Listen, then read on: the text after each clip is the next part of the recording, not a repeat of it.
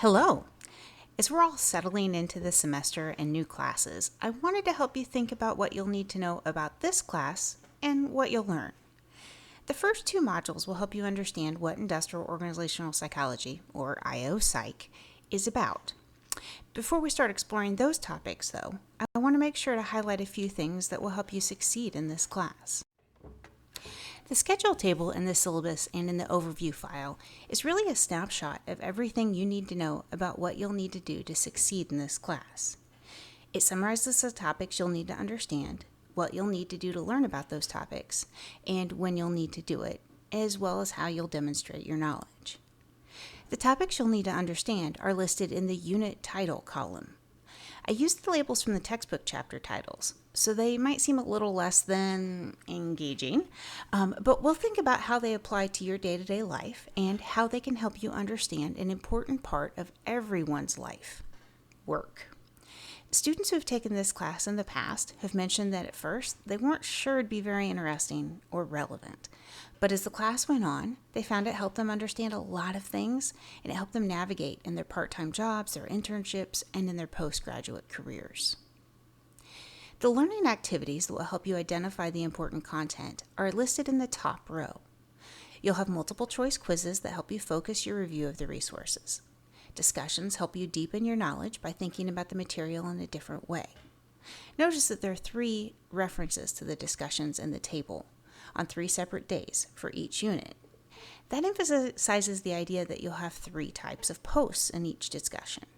You'll post your thoughts about the prompt, then you'll respond to your colleagues' thoughts about the prompt and ask questions. And then the 3rd type of post is the replies to your colleagues' questions about your original post. The separate deadlines for each type of post are to allow time for everyone to participate, given our unique schedules. That said, the students who mentioned how valuable this class was were also the ones who posted on multiple days each week. In other words, completing the original post in responses to colleagues on the same day and never returning to the discussion isn't as helpful for learning or for making the class meaningful. That said, the learning logs encourage you to revisit all of the ideas and think about them from multiple perspectives. The design of that assignment is based on what we know about learning and memory from research in cognitive psychology and the learning sciences. Given that, the idea is that you'll go back to the information in the module multiple times rather than completing everything on one day and forgetting about it for the next week. The summary table also highlights how you'll demonstrate your knowledge on exams and in the final paper for the project. The exams will include multiple choice and open-ended questions. The open-ended questions are the same for each exam, so you don't need to have to figure out how to interpret new prompts for each exam and can focus on explaining what you've learned about the new topics. The exams are already visible in the course site, so you can start thinking about those questions as you complete each of the learning activities. You have 3 options for what you'll need to do for the project, and they're all intended to deepen your understanding, then allow you to demonstrate what you've learned. You'll complete the project in 3 phases, beginning with the plan. The discussions will provide numerous opportunities for you to interact with your colleagues. In the past, students have mentioned that the range of perspectives has been valuable. One of the reasons I enjoy teaching this class is because it's multidisciplinary, both as a topic and in terms of who's enrolled. It's a requirement or elective for a number of majors and minors, so we all have the benefit of learning from those perspectives.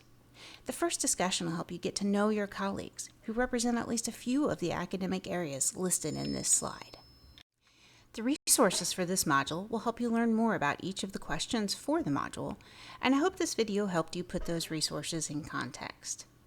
This recording and the other parts of the module are also an example of how the rest of the course is designed, so please let me know if you have any questions or concerns. As I mentioned in the syllabus and the course overview, I want to help you learn as well as support your personal and professional development.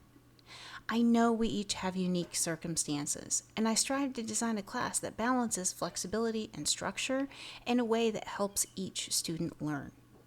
Please let me know what I can do to help you.